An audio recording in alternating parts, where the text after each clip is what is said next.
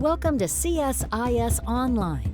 The way we bring you events is changing, but we'll still present live analysis and award-winning digital media from our Dracopolis Ideas Lab. All on your time, live or on demand. This is CSIS Online. Welcome to the Center for Strategic and International Studies. I have the honor of introducing our moderator today on the discussion on Afghanistan. She's Susan Glasser, the staff writer for The New Yorker, where she writes a weekly column on life in Washington.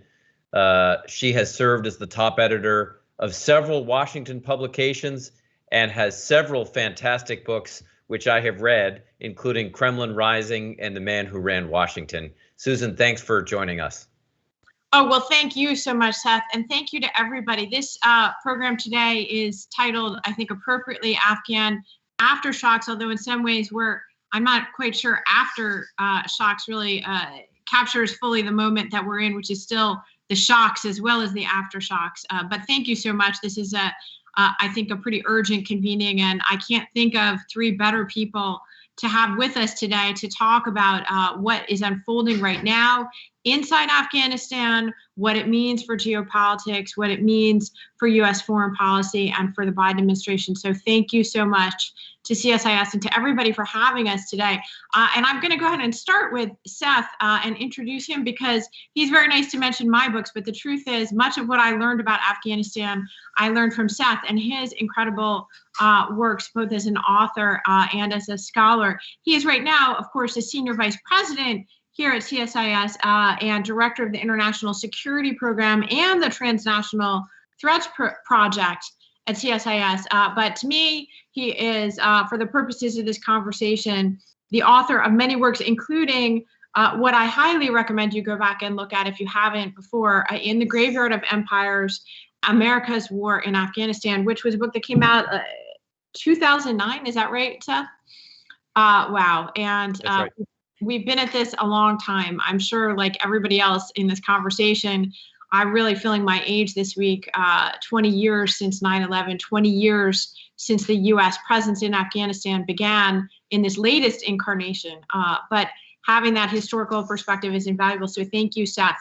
The next panelist that we have is also a good friend of mine, Mike Green, who is also a senior vice president at CSIS. He is the senior vice president for Asia and Japan chair at CSIS. And while we're plugging books, I must say, although it's not a book about Afghanistan, you would do very wisely to get Mike's book right away if you haven't already, By More Than Providence, which is about grand strategy and American power in the Asia Pacific since 1783. But it is a terrific book, and just as much to the point is actually a great read too, which is not always a given. And Mike is going to help us think about these events that are unfolding right now in kind of a broader context. So thank you so much, Mike, for joining us as well.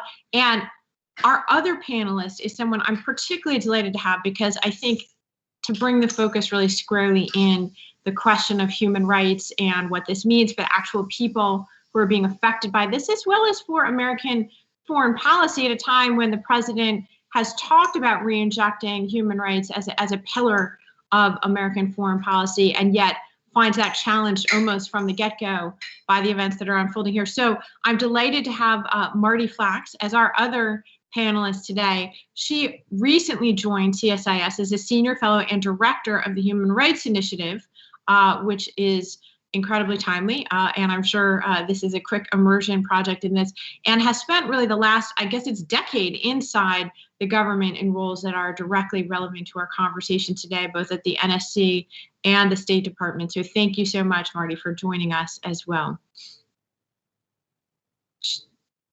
Are we here? Is she here? I can't. Okay, I can't see for some reason, so forgive me for asking that question. Let's just jump right in, recognizing that this is a fast-moving subject and that events could well be outdated even while we're in the course of having this conversation.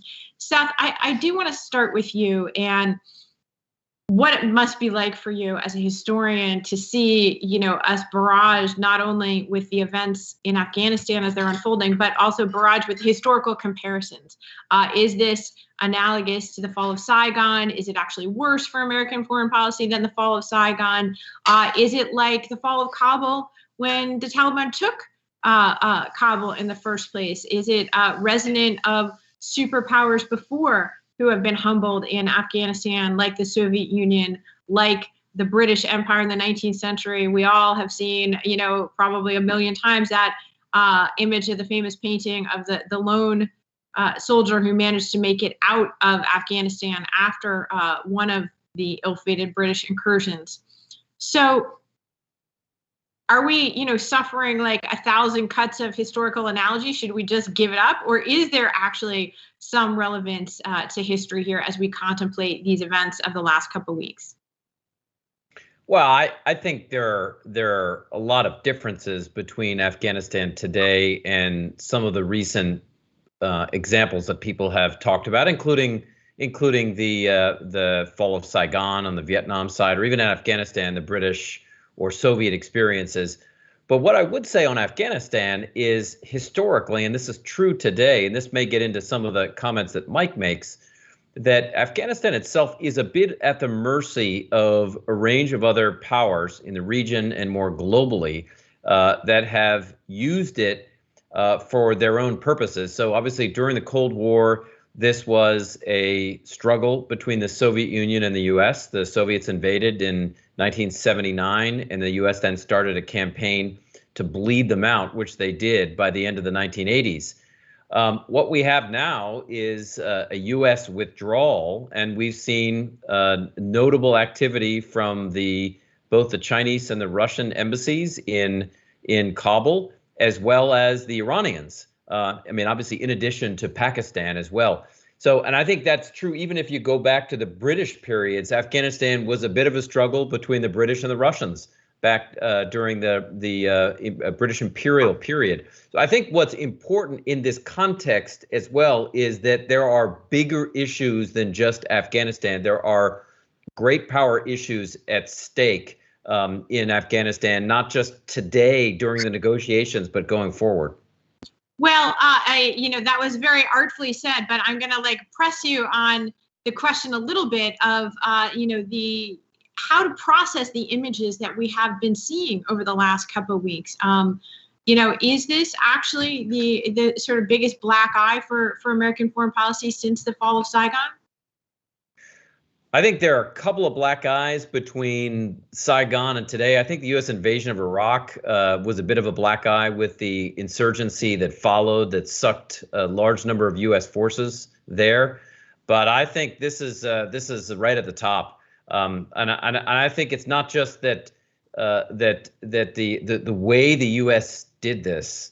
The unraveling of human and women rights in Afghanistan, what's clear is a lack of planning of how to actually leave.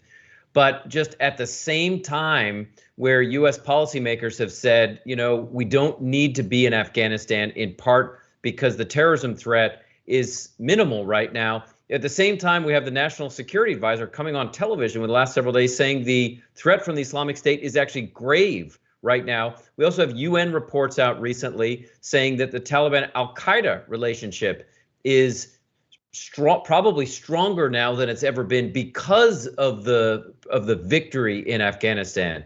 So I think in that sense, it's been a real difficult ride for both the administration and for the U.S. more broadly. And in addition, now we've had a lot more Russian and Chinese activity because they are providing insights and dialogue and diplomatic intelligence and military support to the Taliban right now. Yeah, so I want to bring you in, Mike, on that very question of, we've heard from President Biden in recent days this idea that somehow part of the reason he made the decision to leave Afghanistan is in part because he wants to refocus American policy on the growing concerns around China and the notion that great power competition really essentially overrides a problem from 2 decades ago. And I'm curious what you think about that. He has repeatedly made this case, including just yesterday, again in his remarks. The president has said, well, China, would love nothing more in Russia for us to be still pinned down and bothered by Afghanistan. What do you make of that particular argument? Because I think it's at the heart of what he sees as what he's doing here. I think that this notion that we can sort of turn off one theater of the world completely to have more success in another theater that we think is more important has always been wrong. We're a global power.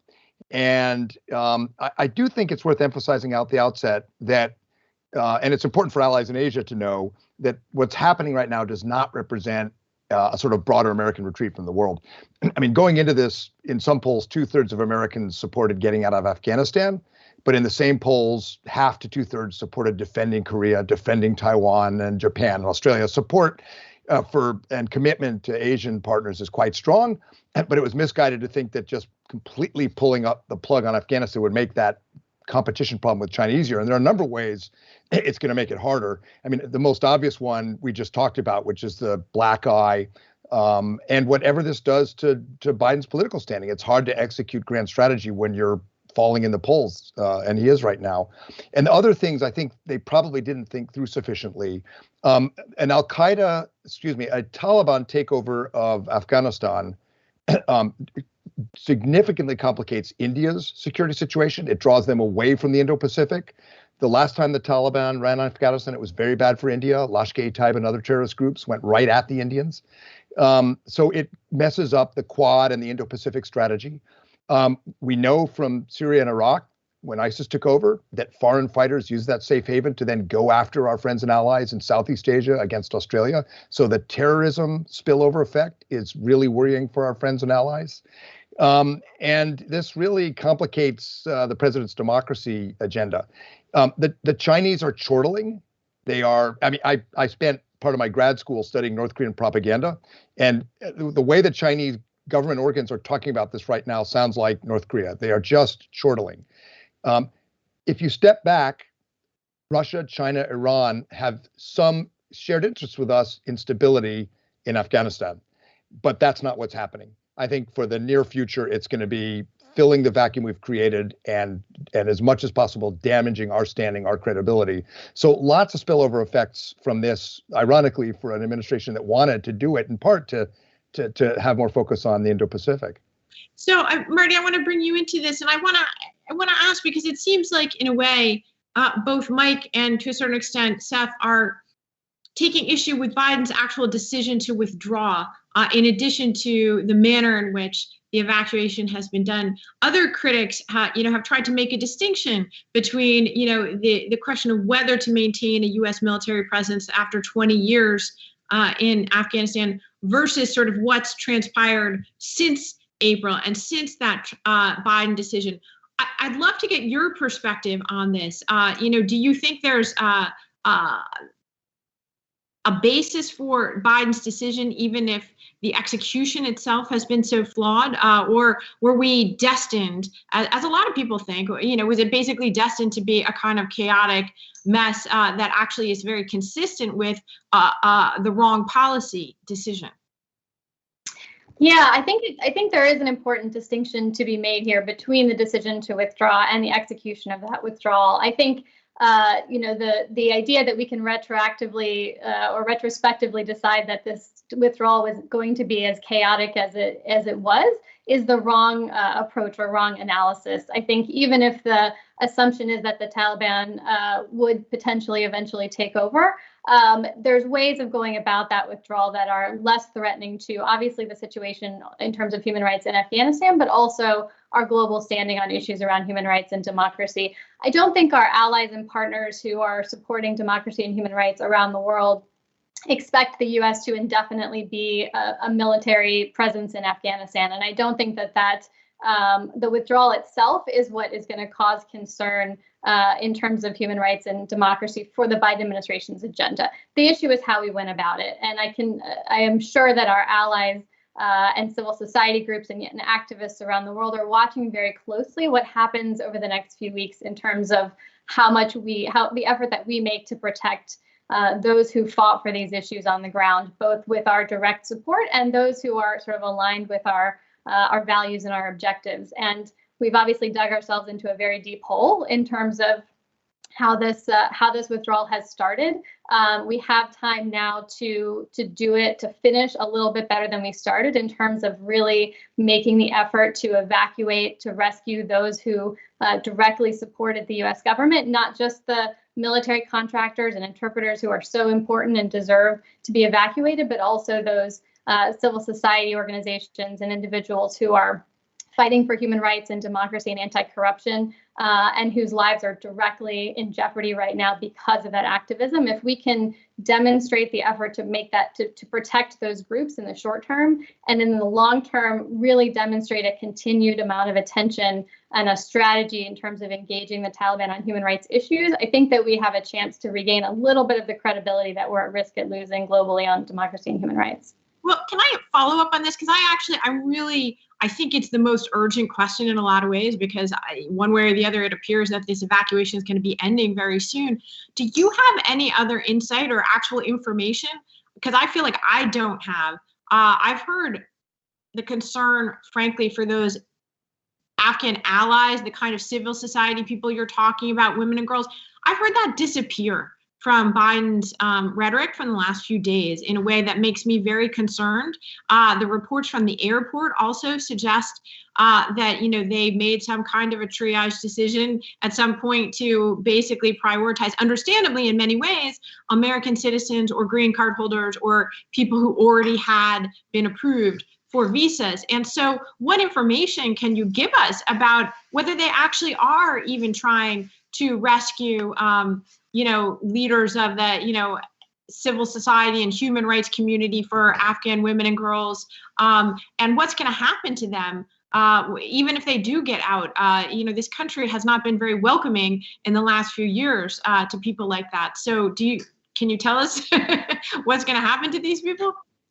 I wish I had better news or more information, but I agree with your assessment. We really have seen that narrative about that broader group of Afghans that we need to support disappear. And, with the announcement yesterday from the Taliban that they will stop people from getting to the airport, and sort of that changes the dynamic around how we get people out. And I think there's a real risk that what we start to see in the next few days is a false sense of stability, particularly in and around the airport, that it looks like no one else is coming, therefore we've gotten everyone out who needs to get out, and we've done our job. And when actually what's happening on the ground is that no one else can actually get there. And the concern is obviously as soon as we're wheels up from the airport, that gives the Taliban free rein to go after the people we already know they're going door to door, making lists of and looking online in terms of their relationships and their activism. So we know that these groups are really at high risk. And there's a lot of interest in the United States. I think from Congress, we saw a letter from 46 senators calling on the United States to make it easier for those individuals to come, to implement some kind of humanitarian parole program for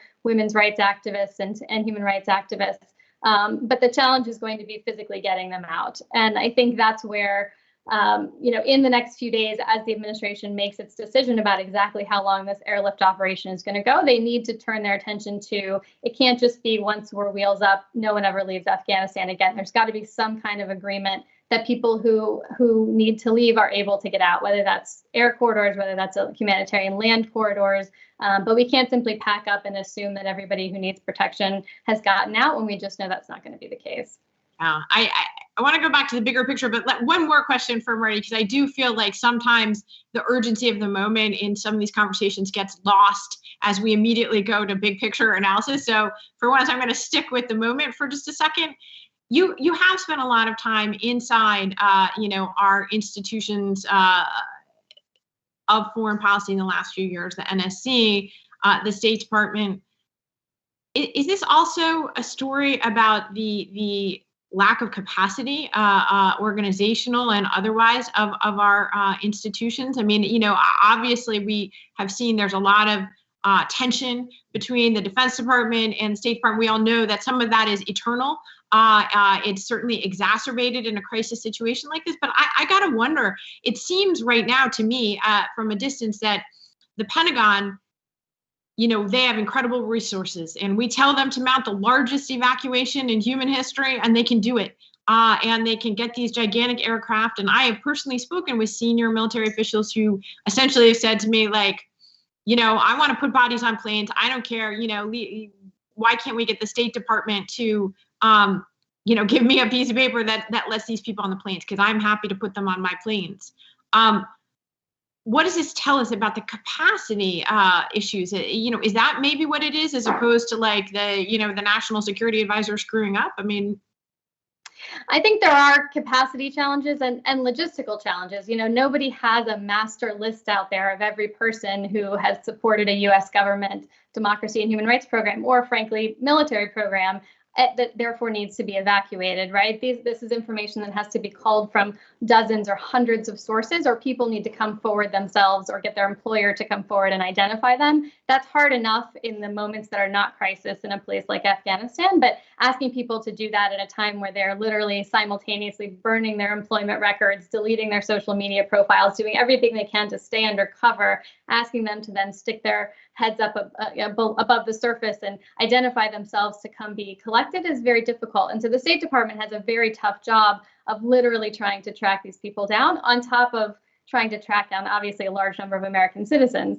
who also need to be evacuated and who are spread out around the country. So I think it is a capacity challenge. It's obviously exacerbated by the fact that this wasn't planned in advance, that this has to be an emergency response, that they had to stand up this capacity in a matter of days and not a matter of months.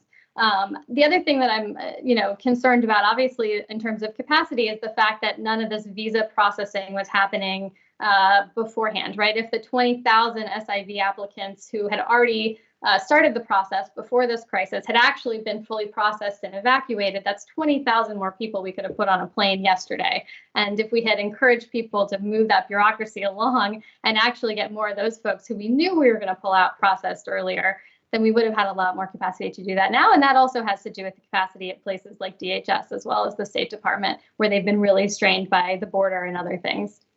Yeah, I think this is just such an important point. Never fail to look for a simple explanation in some ways.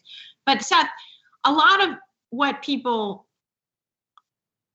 do in a situation like this, right, is they don't have a lot of context, or it's such a partisan moment in the U.S.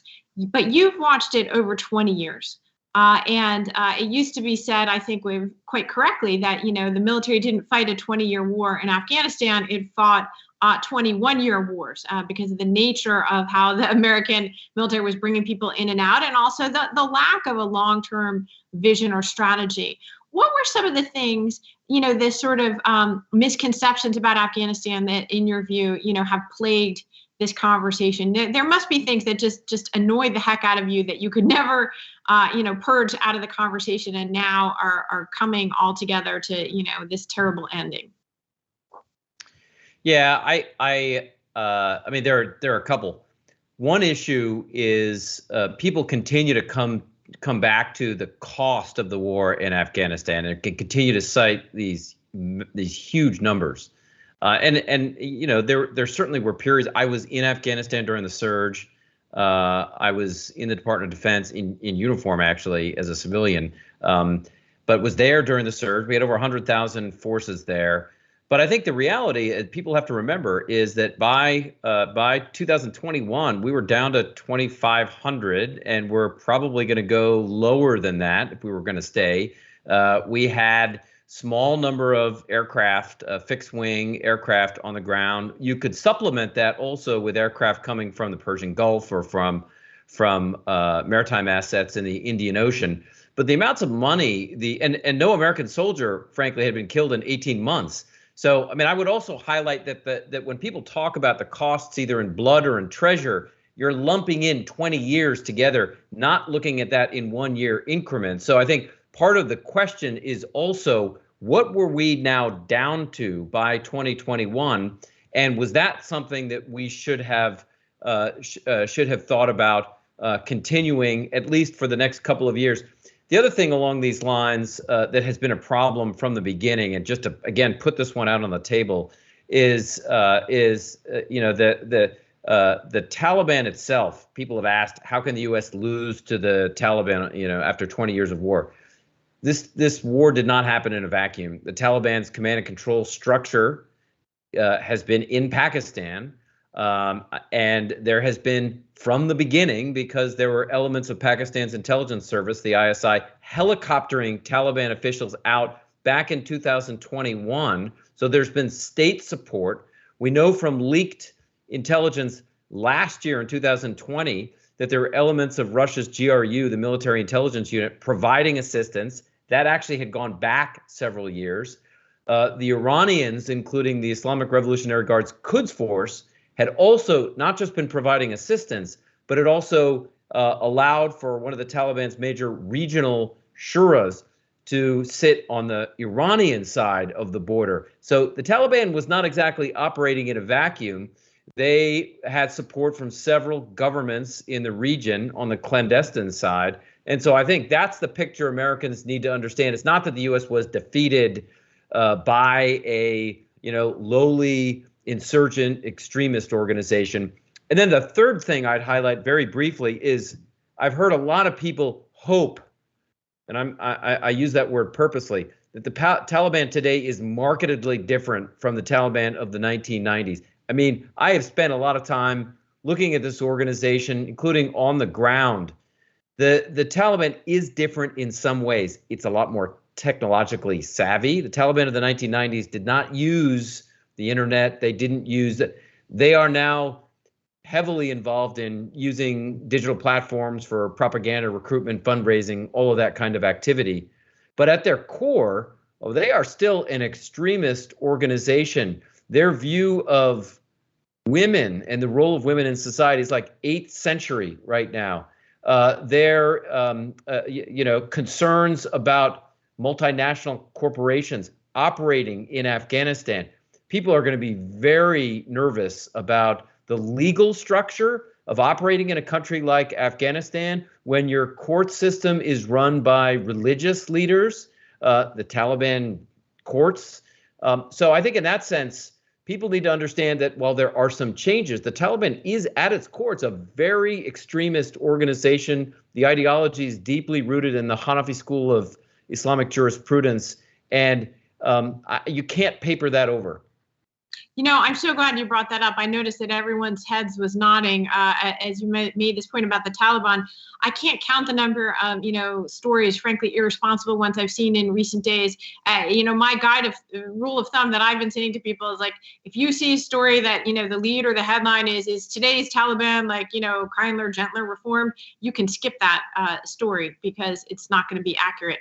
And the other point I thought, Seth, that's really important here that you just made is using the word Pakistan. I'm amazed at how many conversations about what's unfolding right now don't include the role of Pakistan in, developing, fostering the Taliban throughout its history, including in this most recent turn to take over the country. Once again, Mike, what is your view of the role of the region, regional bad actors such as Pakistan, Russia, and Iran in kind of fueling this crisis? And then I also wanted to ask you about the allies and why we've seen some of the European allies in particular, I think in the UK, Germany as well, way more critical publicly of the Biden administration than anything we've seen up until this point. They seem to be really betrayed, and again, by a president who came into office saying, America is back after 4 years of Donald Trump, we're going to listen to you again, and then they didn't listen. So what's going on with that? So let me just focus in on Pakistan, because I think that is probably the most important variable we need to watch. 200 million people, significant nuclear weapons capability. Pakistan is much more complicated than the headlines are letting on as well. I had East and South Asia under my area of responsibility and made multiple trips to Pakistan. Pakistan is both an enabler of the Taliban and extremism and a victim at the same time. And what worries me among many things in terms of the geopolitical fallout from this, is that those within Pakistan's national security establishment, particularly within the ISI, the intelligence directorate, who support the Taliban, sympathize, are going to be empowered within a Pakistani political context. And we're going to find, I fear, that the victory of the Taliban pushes Pakistan in a different strategic direction, one that's even potentially more problematic for us. And I've heard people say, now we can disengage from Pakistan, just cut them off because we don't need them. I think it's quite the opposite. Pakistan is a much with nuclear weapons, much bigger problem. We are now going to have to pay much more attention to. We're going to both have to be tougher and engage more at the same time. It's going to be a subtle and very difficult game for us.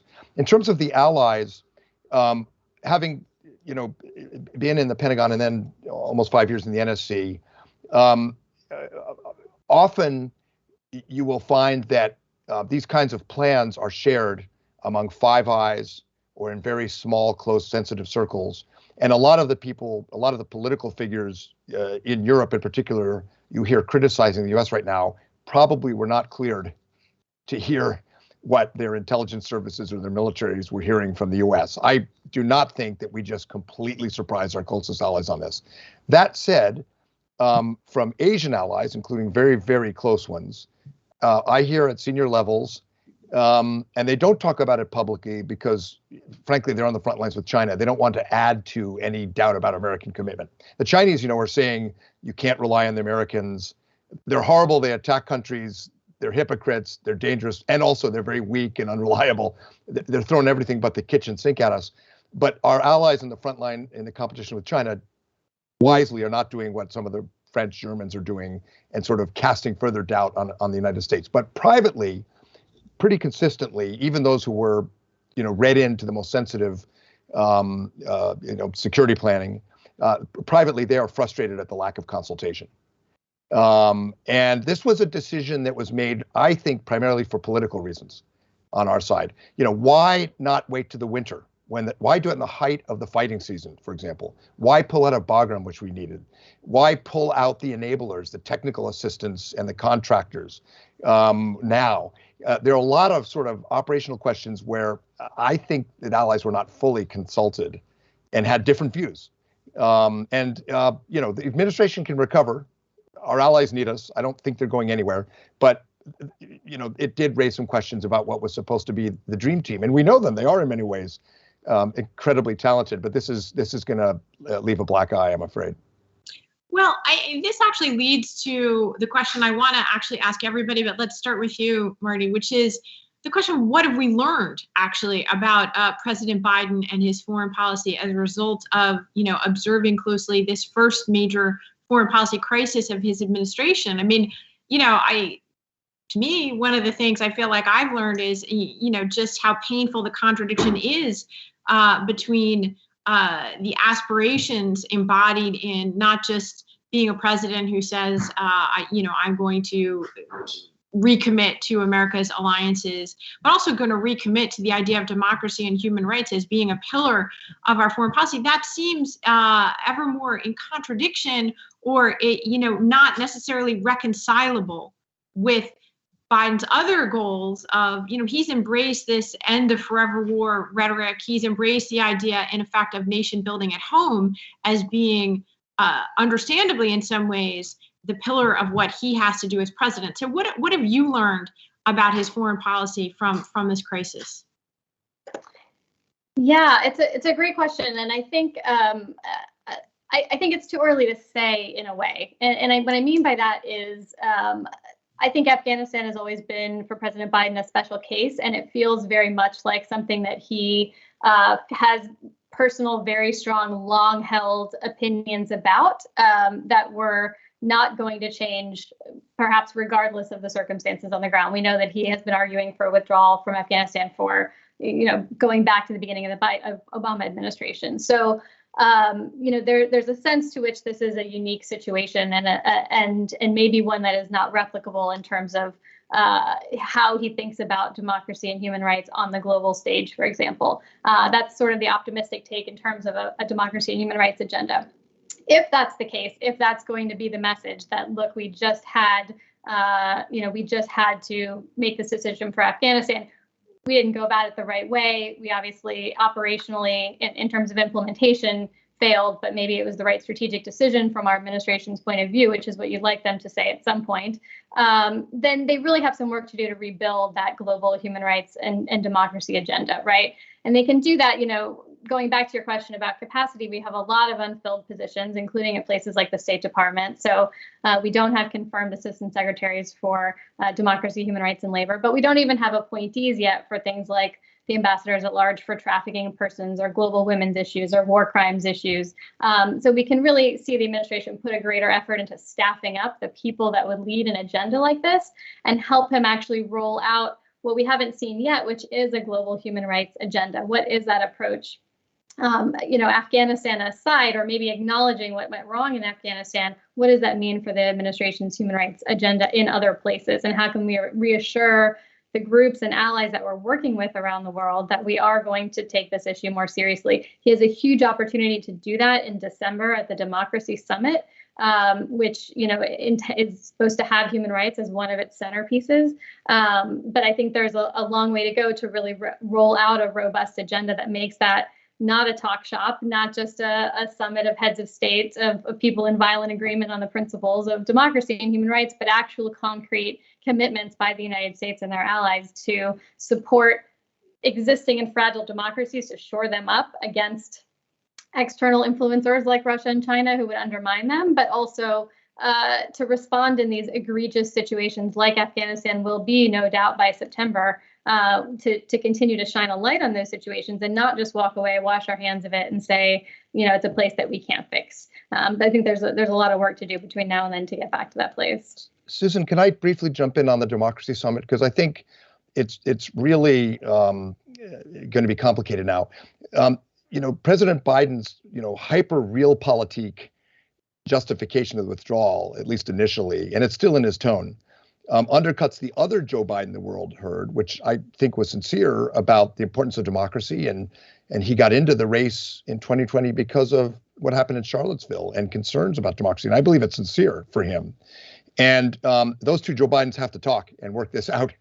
And going into the Democracy Summit, the way the administration has been heading towards it will be a disaster because it has largely been a transatlantic Western democracy planning process.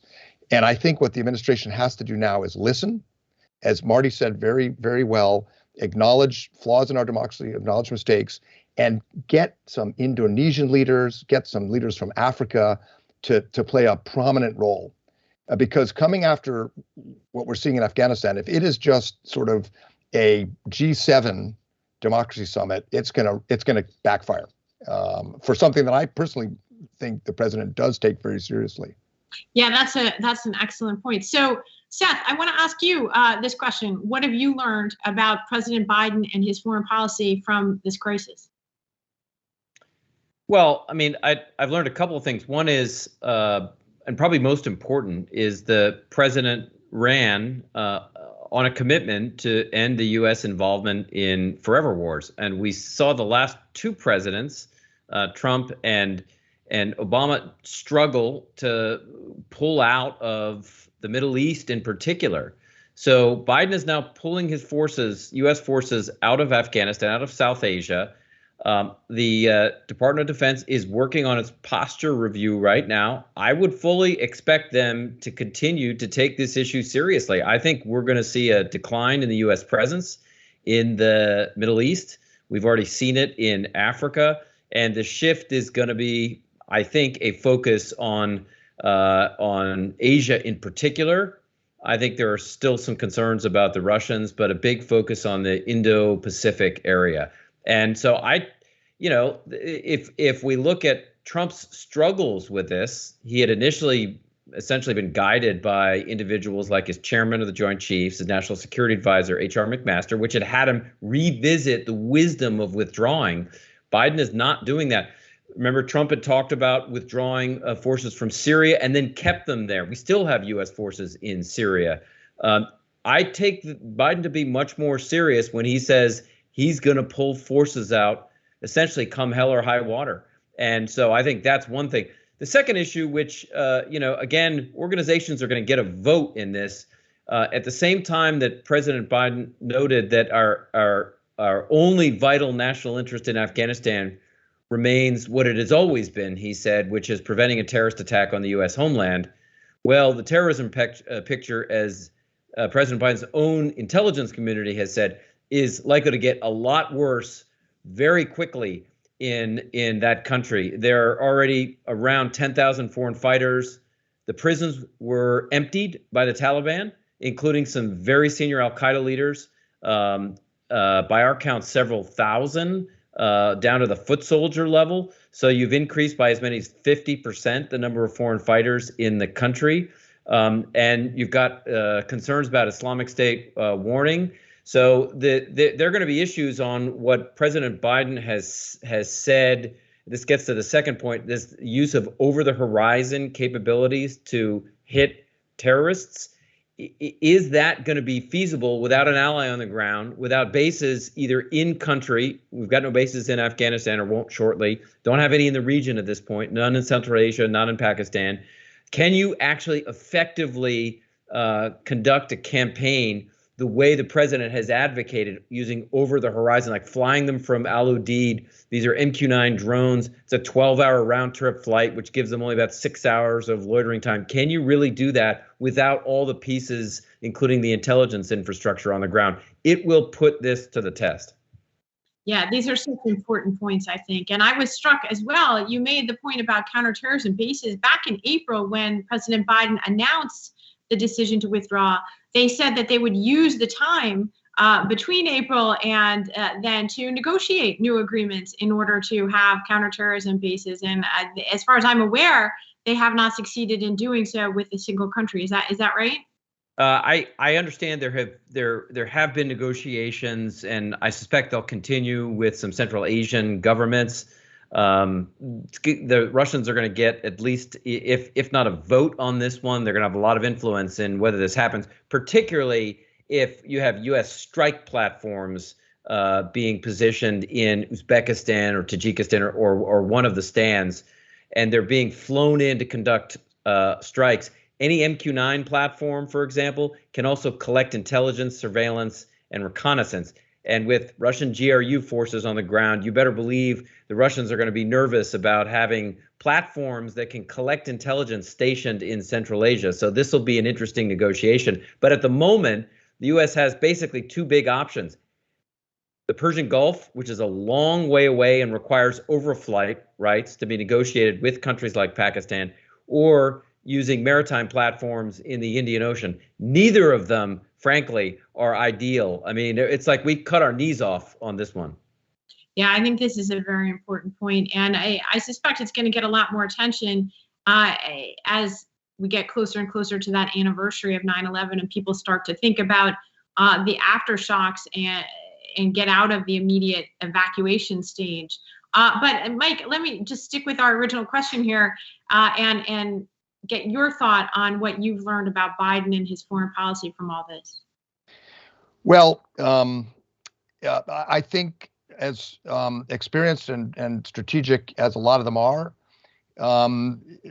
they're a little bit like when I was coaching my kids' soccer game. They all went after the ball, and the ball was strategic competition with China, but I think a little more careful thought would have led them to realize that of Seth's two options, the maritime option, who are we talking about when we're talking about dealing with terrorism from the Indian Ocean? We're talking about the 7th Fleet, home ported in Yokosuka, Japan. They're supposed to be defending our allies in East Asia. So that's a little bit of a problem, I think, that could have been anticipated. I'm also struck how much Donald Trump's shadow hangs over the Biden administration. The president and his advisors kept saying, look, Donald Trump cut this deal. Why were they trapped by that? Maybe to some extent because they're worried about the Taliban punishing us for breaking the deal. But I think a lot of it was domestic American politics. And so the shadow of Donald Trump is still there. You can see it in trade policy. If the administration wants to kind of do something big in Asia to compensate for this, the obvious move is get into CPTPP, do a big trade deal. which a lot of the senior people in this administration privately agree with. But the politics of trade, because of Donald Trump in Michigan, Ohio, are too complicated. So just the Trump shadow is still there.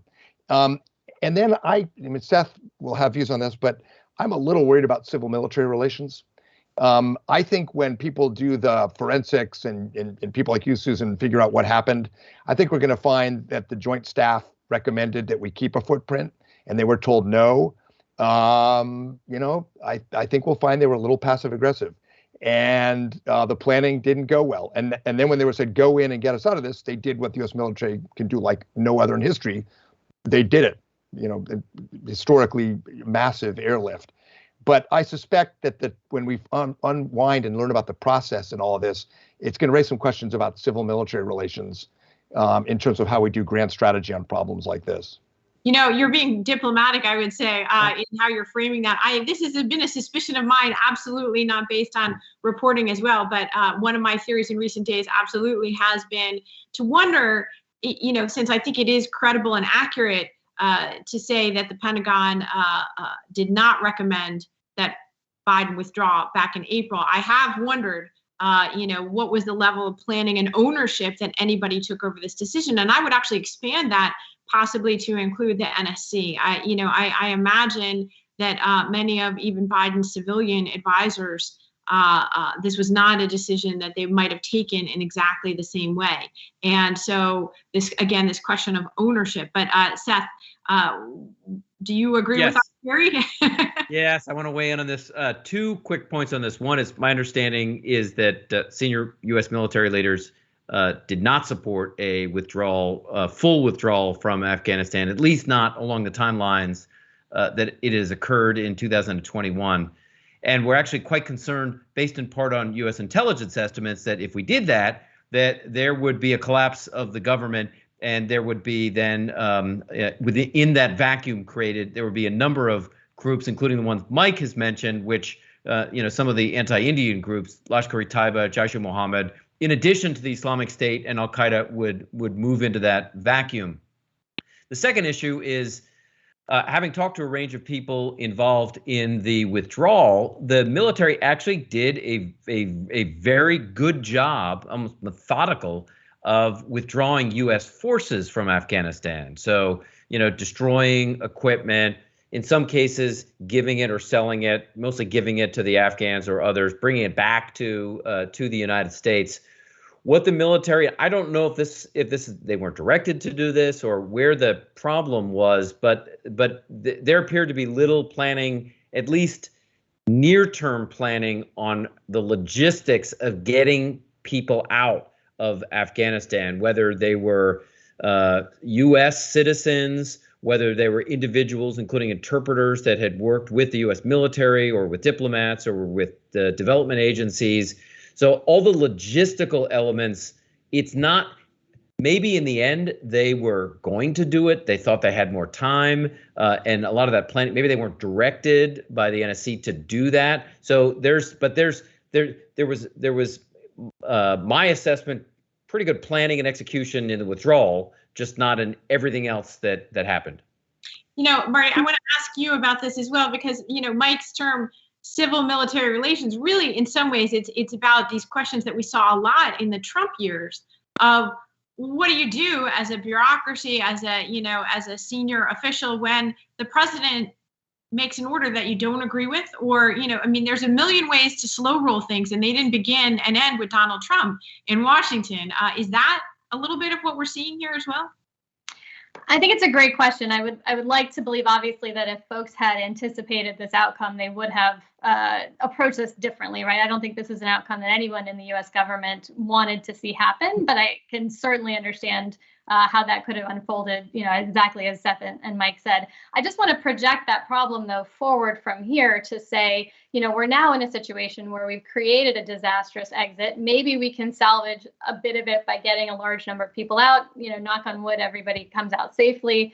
But But in a sense, that's the easy part, right? That is, as these guys said, the U.S. military doing what it does best and logistically moving people out. The harder part of the foreign policy problem in Afghanistan and the region is after we're gone, right? Then it's the problems that Seth was describing around counterterrorism, it's the geopolitical issues, and it's the human rights challenge of how you exercise maximum leverage over the Taliban to try and preserve what space we can for human rights, for women's rights, for economic development. And we've got a US government that is both literally exhausted and will be from just, weeks and months of this effort, but also who wants to be left holding the Afghanistan bag after all of this, right? It's an incredibly difficult problem.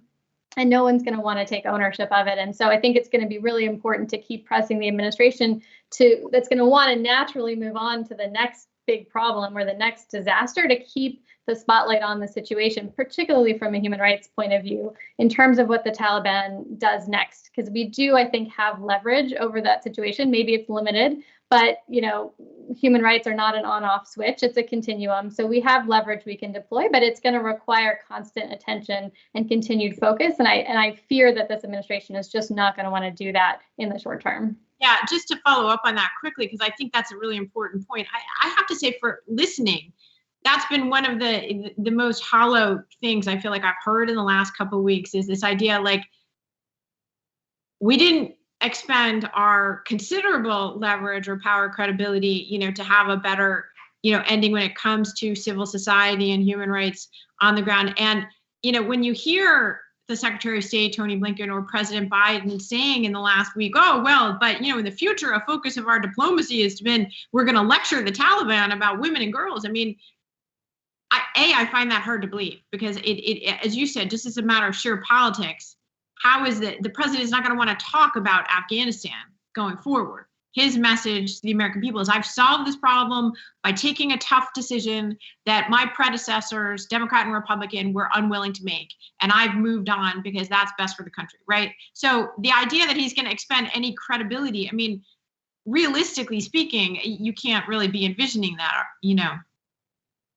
I think it's going to be very tough. I think that's absolutely right. I think we have a limited window of kind of that continued pressure around, withdrawal and recognition of this government as it forms, and the financial strings that we're now pulling in terms of holding their central bank reserves in New York, and the IMF and World Bank suspending their aid, where we do have a moment of real leverage that, we really, I think, have to push this administration to deploy as best we can. And then the question's going to be, how much civil society and activists on the ground are able to continue to get the message out around particularly the situation of women and girls if it does deteriorate, because I think that's something that can break through the noise and get this administration to continue to focus on this.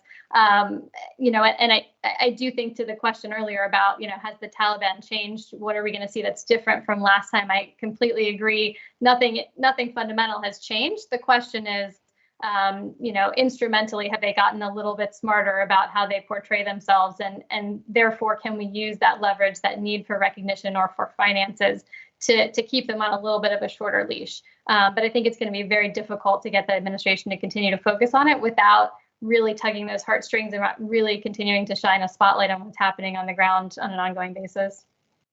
So I know we're coming close to the end. So I want to pull back. It is going to be soon the 20th anniversary of 9/11.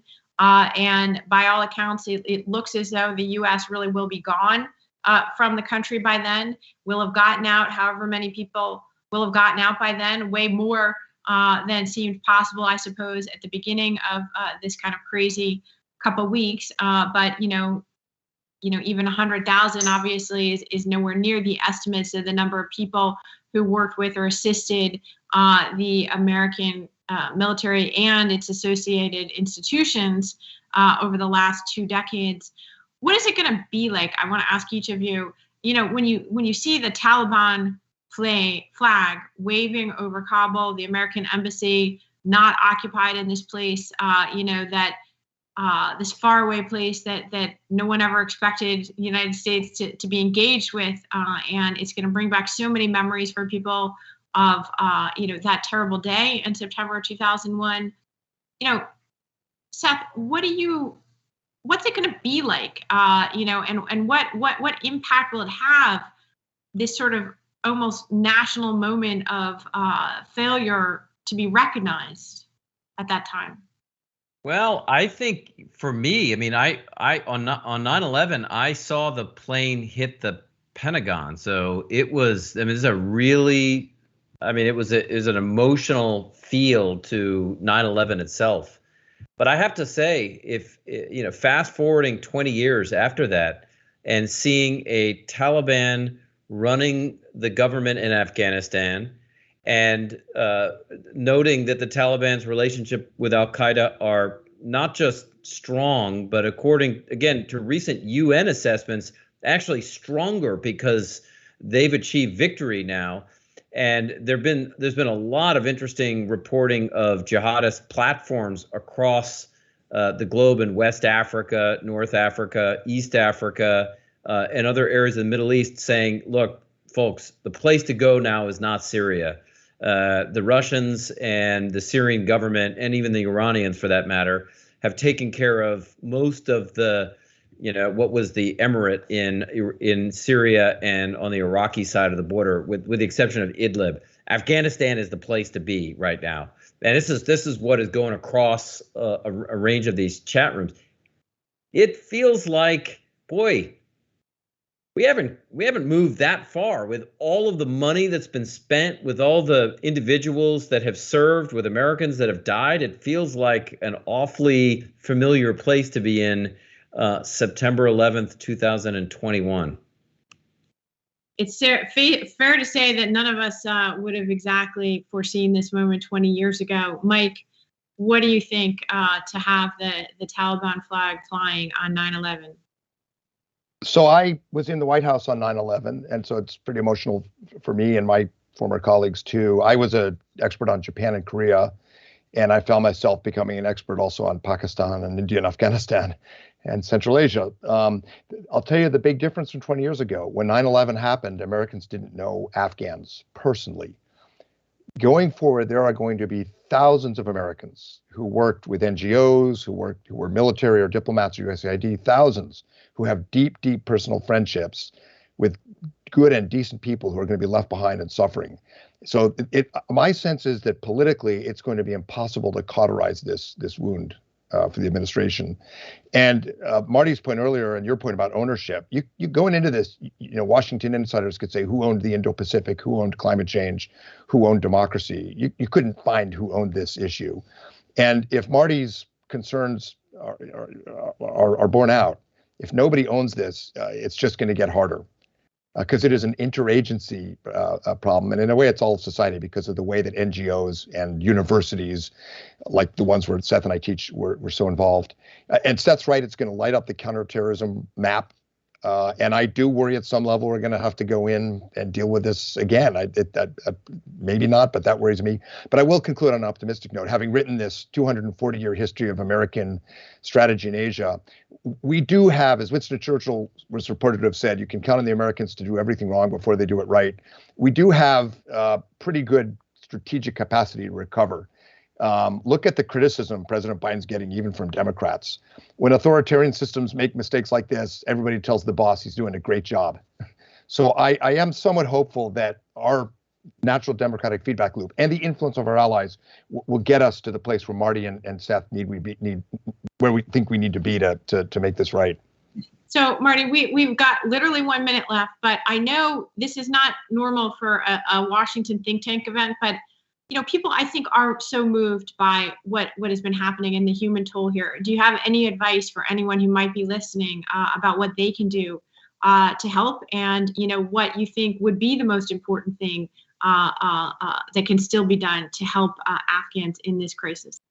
Yeah, it's a great question. And I just want to echo what Mike just said. I'm of the generation, I was a recent college grad on 9/11 and living here in DC, and had family downtown in New York City. And a lot of people I know joined the military in that moment. And almost everyone I know in the Foreign Service and the State Department cycled through Afghanistan at one point or another. So my Facebook feed and social media is all people who are reaching out to their Afghan friends and former coworkers and trying to help get them out and trying to figure out how they can support them. And that's, been one of the small sort of inspirational pieces of this, is that grassroots movement to really try and support Afghans who are in tough situations. And I think there's a lot that we can continue to do even after the U.S. pulls out. There's going to be a tremendous number of Afghan refugees resettled here in the United States.